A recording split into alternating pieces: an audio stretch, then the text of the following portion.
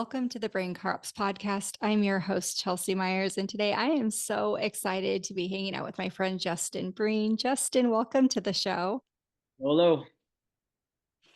Justin is the CEO of Epic Fit Network, which was recently named one of the world's top 5 new masterminds by Business Traveler magazine, and author of 2 books.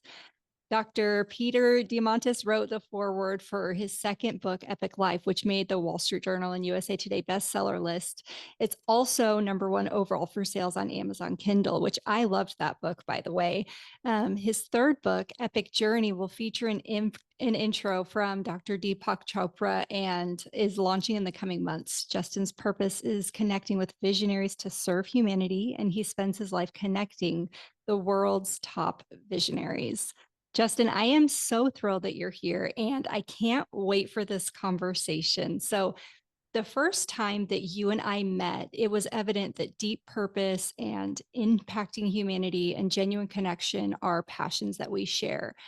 And you've just finished another book, which was this enticing mix of captivating stories and humor and inspiration. And the book is really meaty, so I want to get into it. But before we do, can you just share what inspired you to write it and what was your intention behind this third book?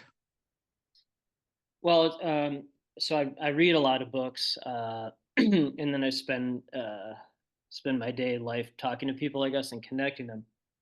And one of the books I'm currently reading, I'm reading like 10. There's like 10 of them over here, but one of them is it's called The Prophet by Khalil Gibran. He died in 1931. Here's so one of the lines in the book, which I think is really good, is work is love made visible. Work is love made visible. And so I just read that this morning. And I don't know, none of this really is work for me. It's just pure purpose. And then to help the most people, you have to make it visible. So whether that's through companies or books, or apparently I'm writing music now, so poems. So however that is, it's making it visible to help the most people. Yeah, and your work is just so beautiful. Thanks. I want our audience to be able to experience the details of their own when they read Epic Journey, but you start out with a story of a man who did something pretty incredible when he was 59 years old, at an age where a lot of people just resign to make the best of whatever their situation is and ride off into the sunset. And interestingly, a lot of us were either directly taught or indirectly picked up on the message that rather than discovering and pursuing our highest purposes, that what we ought to prioritize are things of a more logistical nature, whether that's in somebody else's company or in one that we create. How how can we determine whether we're truly operating in our purpose? And if we discover that we're not, what steps can we take to uncover that purpose? It's a great, great question. Um, and I read a lot. There's a great book about shadow behavior by Robert Johnson. He was a disciple of Carl Jung, the late great Carl Jung. And I'm paraphrasing the quote here from Robert Johnson. But there, for a certain few, a select few, there is a determination to seek liberation from social hypnosis. Determination to seek liberation from social hypnosis. So my role in life is, to make people aware of what's really happening, to hopefully help as many folks find their true purpose. And uh, I guess as simplistically as I can say it, it's following your heart, gut intuition, as opposed to following the ego, head logic. And writing this epic journey book, which was just pure risk, pure love, pure intuition, um, just pure. That's how I live my life, and this is like the ultimate example of that. Learned a lot of things. Number one is unconditional love. I learned that not only for myself but other people. But that also logic only goes so far, and after that, the only logic is illogic and love. So,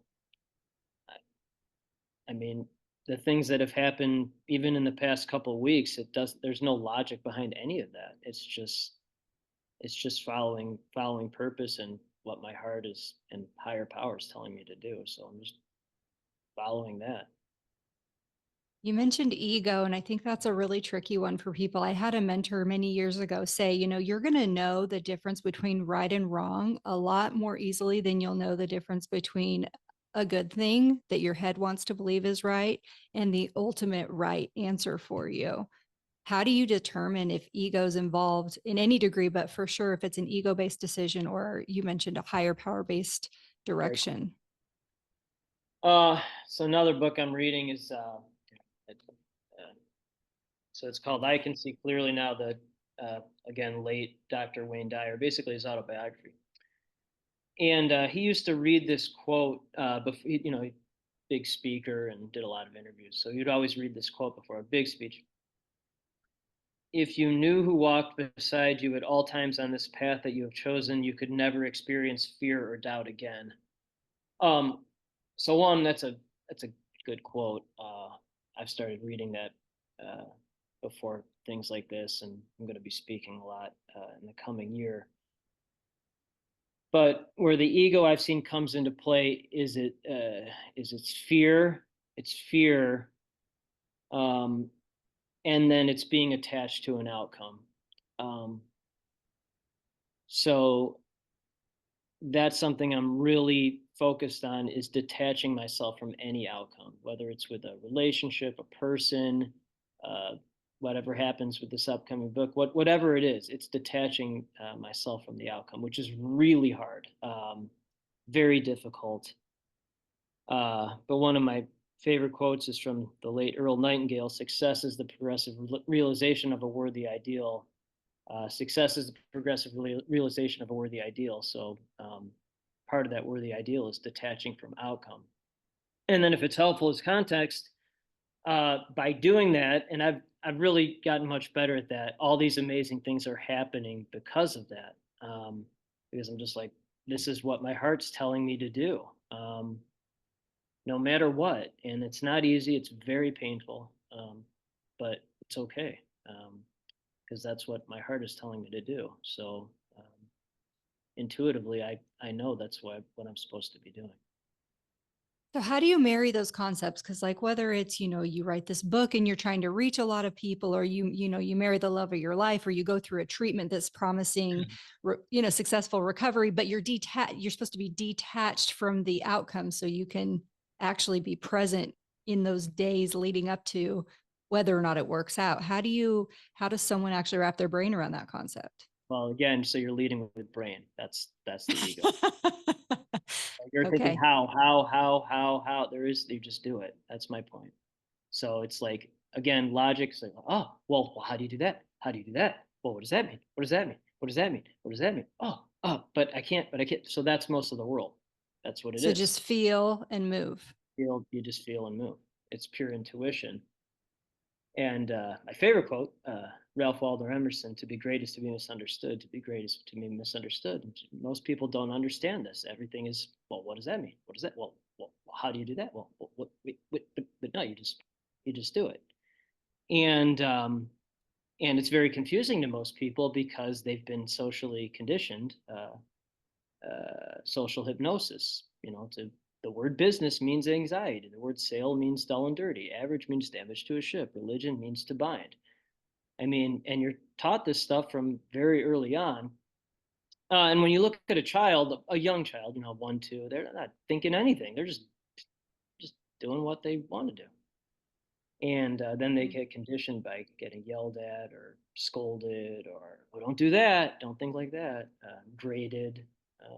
Great thing about a grade, just the word grade, you're grading a bridge or whatever. So it's just social conditioning. And then most people, they stay conditioned their whole lives, which is fine. I mean, it's okay.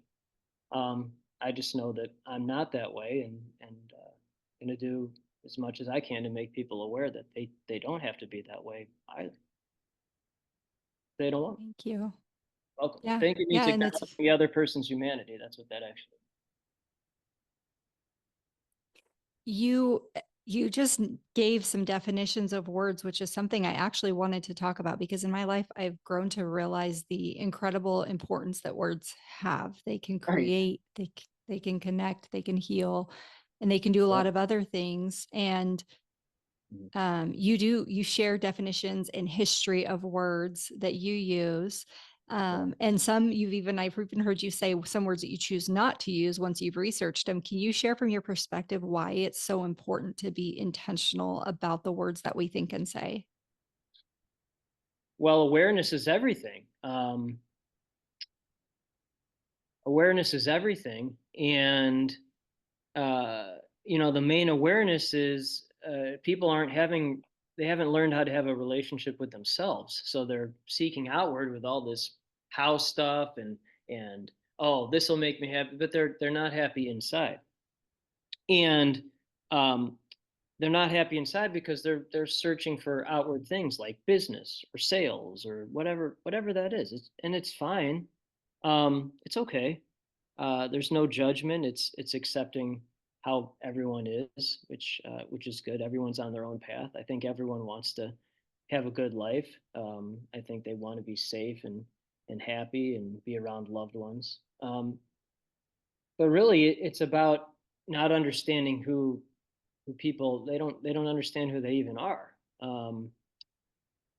And ChatGPT has been, I think, a really helpful guide to that. Having conversations like this, creating awareness, a really really good way of doing that. And then just constantly learning, reading, researching. It's like finding little breadcrumbs. Finding little breadcrumbs, and you keep digging away dirt, digging away dirt, digging away dirt, and then you finally find the archaeological dig, the treasure under there. But it's an endless digging. It's endless digging, and I'm excited about that. This is me sounding excited, by the way, but like it's just it's an interesting. I mean, the book's called Have a Journey. It's a never ending journey, um, and there's no definitive answer. It's just uh, never ending, fascinating questions. That's really what it is to me. And in the journey, there are undoubtedly going to be some things that are uncomfortable. You talk about struggles and trauma, situations that most of us have experienced at least once, and they're ones that can be really tempting to get hung up on, Yeah. like the term justified anger. But you explore that if we look for it and we're open to it, that we can find a lot of beauty and even outstanding gains that can come from dark moments. So how do we take those heavy moments, the ones that feel impossible to move past, and transform them into something that not only heals us, but elevates us in a way that we haven't been able to imagine yet? Um, I don't really know how to do anything. I know I don't I guess I know to trust my intuition. Um, Maybe that's the answer, is just trust yourself. Trust yourself. Again, I don't think most people trust themselves. They're afraid of actually being who they are and trusting themselves. I'm not. I'm definitely not afraid to. Uh, I guess I'm trying to relate here to the question, but just flipping that fear into something great. All I do is talk to world's top visionaries or folks that will do whatever it takes. I talked to a woman today. She's in her 60s and Irish Catholic, South Boston family, grew up, and then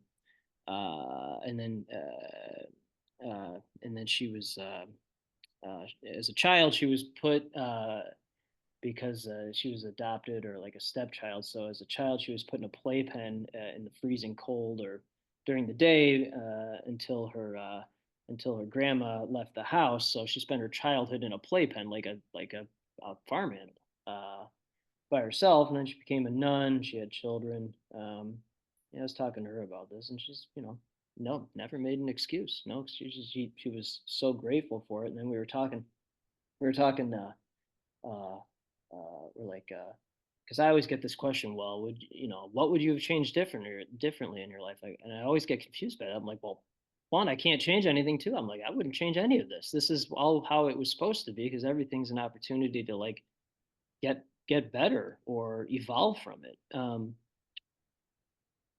And again, it's okay, but most people aren't like that.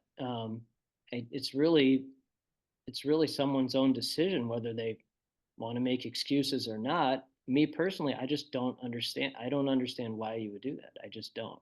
Um, I don't understand excuses. I never have. And this wonderful woman I talked to today, she's the same way. So that's pretty much it So in regard. on the flip side of no excuses comes the unknown, but that's a ton of opportunity. That's what I'm hearing you say. Oh, uh, yeah. So here's a book by Pima Chandran, Comfortable with Uncertainty. So I don't know if you people said, so this is water staring down at it. But so yeah, she had children and then got divorced, then became an American Buddhist nun, which is sorry, just a Buddhist nun. So like, well, of course, and then I guess that, like what I found in life is that the greatest challenges, or whatever you want to call it, obstacles, those have created the greatest gains. Because I just pushed through it. It's not easy during it, but that's just what it is. I mean, and I think that's where the greatest lessons in life happen, through these immense struggles. I mean, my favorite book is Viktor Frankl, Man's Search for Meaning. I mean, that's the ultimate, like, lose your whole family, life's work. For those who don't know, he survived the Holocaust. Pregnant wife died in the gas chambers, and family killed. And okay, so he found meaning in that. So um, the people who have, one of my friends, Alfonso James, he's in the book. He served 32 years in prison for a crime he didn't commit. And he was grateful for that experience. And then every day since 1986, he said the same same prayer, I guess, is, or same sentence. He that is perfect is perfecting perfection in me. He that is perfect is perfecting perfection in me. So he says that every day. So that's my barometer. That's my litmus test for no excuses. I mean, that's what it is. And so I spend my day talking to people like that who just don't make excuses and have faced immense suffering. Immense. It is a really interesting place to play when you notice those thoughts or those Play. feelings or those insecurities show up, and you're open to it though. You're like, okay, what is this here to show me right now? Where's my limiting belief?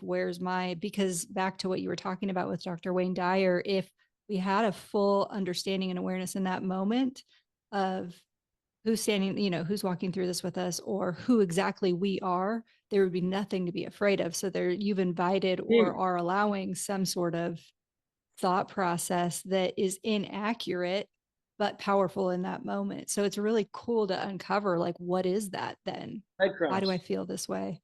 Well, and then I can't fully reveal this. However, the publishing team for the book, it's, I'm comfortably saying it's top, top publishers, and like the best of the best. They've worked with the very best thought leaders. I'm very grateful for that. It was purely manifested. And so I sent my publisher uh, a photo of the I Can See Clearly Now book.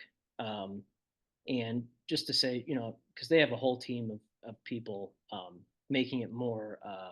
What I sent you and folks currently is like the raw version, which is, Mhm. straight from my heart, clearing feng shui. But and then they have a whole team of people making it more digestible for mass audience, because that's good to help the most people. It needs to be understood. But and so I sent him a photo of the Wayne Dyer I Can See Clearly Now book. I'm like, oh, I just wanted to thank you and your team. I'm very grateful for how you're helping the book. I'm detached from the outcome.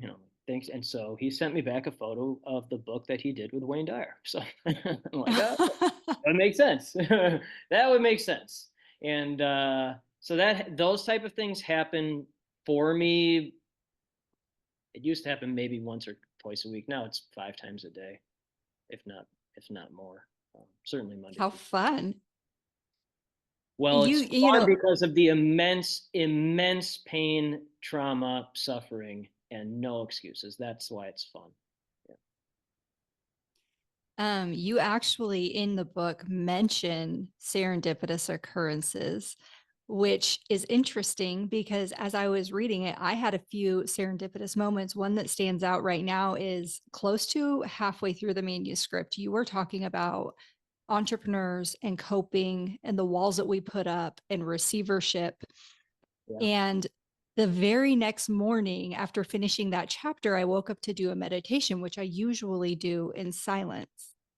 Okay. But I decided, for some reason, this time I decided to put something on that was guided. And one of the first suggestions that YouTube made was a Joe Dispenza meditation. And so I decided to give it a try.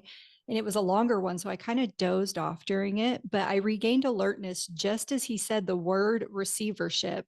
And Right. then went on to explain that gratitude is the route to increasing receptivity and noticing opportunities available to us. So besides being fun to have serendipity and opportunity, anyone that follows you can see that expressing gratitude is really important to you. Can you talk about that and why you make a point to mention what you're grateful for? Thank you for sharing that. I appreciate that. Just as context, it's called human design. Human design. I strongly recommend folks take that assessment. Human design. And most of the world is either a generator, a manifesting generator, or a projector. So essentially, they need to take energy or thoughts from others, and then they'll generate something. Okay, and then I'm what's called a manifester. It's very rare. It's 9% of the population, and then manifestors are the ones that can just like think about something happening and it'll happen, or someone will do it for them. So quote unquote work, I actually don't have to do a lot of work. I can just think about it and then it'll get manifest. So how you just described that, or I wrote that, or it was channeled through a higher power. I didn't really, I mean, I wrote it, but it was channeled through a higher power and wrote it. And then you read it. And then that's what, so that type of thing again happens 5 to 10 times. It never stops in a good way. Never stops. Okay. So I just wanted to say, like, that's my life. It's just constantly, and people are like, well, how did that happen? I go, well, that's just how it is. And then I think a main reason why is because constantly grateful, constantly, uh, um, and I guess tactically on LinkedIn, do a grateful journal every Monday through Friday. What I'm grateful for. And then gratitude, it attracts gratitude. It's a magnet, and then it repels. It repels fear. It repels arrogance. It repels narcissism. Um, and I think it's just building that. Uh, you said coping. Coping means to fight. That's what it. Coping is. That's what it means. So it builds that ability to fight through anything. And then courage comes from the word core, COR, which means heart. So it's having that courage and gratitude to cope with all these things that, would cause fear or excuses in most people. And then if you're not a litmus test for people you serve, that's hypocrisy. So I connect visionaries to serve humanity. So I'm a visionary serving humanity who will never make an excuse not to do that. So if that means, you know, very grateful to partner with someone like Dr. Deepak Chopra or have all these great things happening and, you know, posted poems on social media. And now this major songwriting producer friend of mine in Nashville just invited me down to Nashville to work on hit songs. I mean, I certainly didn't expect that serendipity, but it's just by informing people of how I'm feeling. And that helps manifest other things for everyone else. Yeah, I wanted to ask about that because you've posted some of yours and shared with me some of your well they're just poetic works that are just really beautiful. So what prompted you to make that new form of expression, and what do you intend with it? I don't intend anything with it other than expressing how I feel. Um, and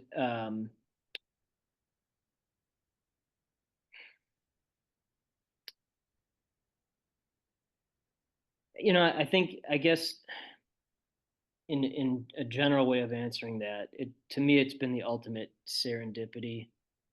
Um, the writing this, I call them glitches. So like, you go through life and then you're like, it's a glitch. It's like an electro shock, and you were this person before, and then you become this new person, and then during this, after the glitch, it's like you're discombobulated. It's like a caterpillar in a chrysalis, and then what caterpillars do is they essentially disintegrate, leaving only the very last living, the most essential living parts of them, and then before they emerge as a butterfly. And I mean, just this year, if you look in human terms, I mean, I've experienced that. I mean, multiple massive glitches. And then again, going back to earlier questions, every time there's been a glitch like that, it's emerged as a more evolved butterfly, um, that helps more people. So that's the pattern I've seen. Like, you're an egg, and then you're a caterpillar, then you go into the chrysalis, you go into your cocoon or whatever, you melt, and then you become a butterfly. So you just keep doing that. And so writing songs is the latest glitch, and then there'll be something else that more serendipity, and a coincidence means perfect alignment. There'll be more coincidences from that, and then not being attached to any outcome. So I mean, other than sharing how I feel, there's no intent, and then following my heart. I guess that's fair. Following my heart unconditionally, for myself. Yeah, and I love that you defined glitches a little more in depth for me, because that, this year I was talking to my husband and I'm like, I have gone through, I call it shedding skins. I've shed a skin this year, which was so unique in that, I have a history of working through a lot of loss, trauma, addiction, all kinds of things. And those were, so shedding of those skins, there was an obvious thing attached to it. This time, this was more related to an intent to grow, an intent to understand more, an intent to connect more. With ultimate source, and just have a deeper understanding in general. And it's been a very, like, sometimes physical. So when you said it's electrifying, like, physically sometimes could feel things out of nowhere, and Yes. it's just been Yes. this incredible, almost psychedelic experience, Yes. standing in the kitchen. I so people either understand that, or I would guess most people would be like, that doesn't make any sense, but Right. they're not aware enough to even evolve into that currently, and hopefully that will change. But no, I mean, you know it's just, again, there's no logic behind any of that, and you so those experiences, I feel them all the time, out of nowhere. Definitely meditating, by the way, too. I feel that feel that quite a bit. But yeah, thanks for comparing or equating glitches to the actual electroshock. I didn't think about it in that regard, but that's literally what it is. Um, and when you experience that, um, it's really confusing at first. Like, you're like, doesn't uh, make any sense. But then it happens all the time. And then the other thing is, you said the word weird. So that's yet another word that people use wrong. So weird comes from I think it's Old English. I can't remember which one it was, but it's WYRD, and that means following your destiny. That's what weird actually means. So of course it's weird. It's just a sign that you're following your destiny. That's what it means. Good.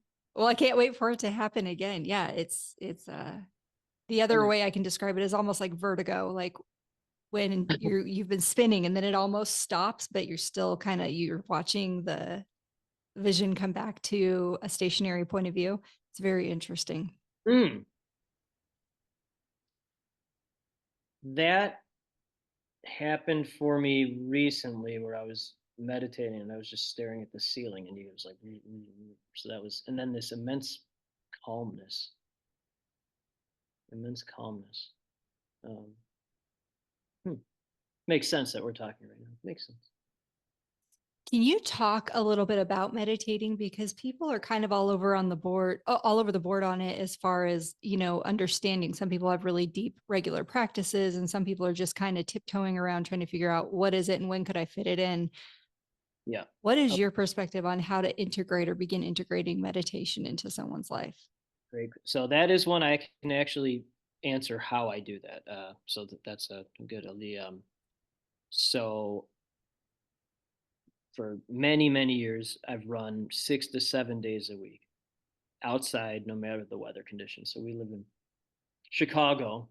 The weather's not usually good here. It's very windy and cold today. And then I consider that meditation because I'll listen to meditations or listen to music, or I'll just run without any noise. And then to me, that's meditative.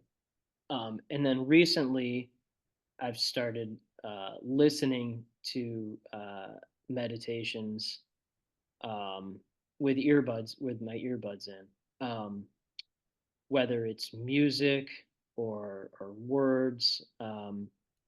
And then currently, I lie down on my back doing that. I don't do the sitting up. I don't do the sitting yet. We'll see if that changes. And then do sleep meditations as well. Music or you know, and that has helped me. That's helped me sleep better. Um, and I would say meditation has been a really important tool to create awareness, to slow down as much as possible, because there are a lot of amazing tactical things happening in my life, which I'm very grateful for. But it's a lot, even for a visionary. It's a lot, and it's a good way to slow down and balance things, and then gain a better perspective on the things that are happening right now. And again, litmus test for people you serve. So if I can learn more about myself, I can help the people I serve learn more about themselves, and vice versa, like this conversation. There's a really neat book. I'll have to find out, put it in the show notes, but he talks about walking meditations and how just by being That's more me. aware of, 100%. yeah, feeling on your feet, feeling on the ground, and or the smell in the air. There's so many things we can do to just become more aware of what's real right now that I'm a part of. And it does what you were talking about. It gives you a focus and a directive that slows down some of those other things that want to go 100 miles an hour when they're good things, exciting things, but lots of things. Well, thank you for saying that. Just again, in terms of a tactical, talk is meaningless to me. Only action and actually doing what you're or say, do what you're saying you're doing. But so when I run, many of the meditations open with like, imagine there's like a beam of light or something going through Mm. you, and then your feet are attached to the earth, and then when you're running or walking, you're stepping on the earth. So it's a balance to the planet or Mother Earth or however you want to. You feel more connected. You feel more connected to where you actually are in the present. And presence is a gift. Present is a gift. So, Thank you. okay. Justin, this is, as it always is, so rewarding. And I'm just so grateful for your participation on the show. I think in general, people they want to feel better or at least not worse. And I'm just curious from you, what is the most important thing that you want our listeners to remember to put into action, like you just said, to get closer to living the life that they're meant to have? Oh man. Well, um,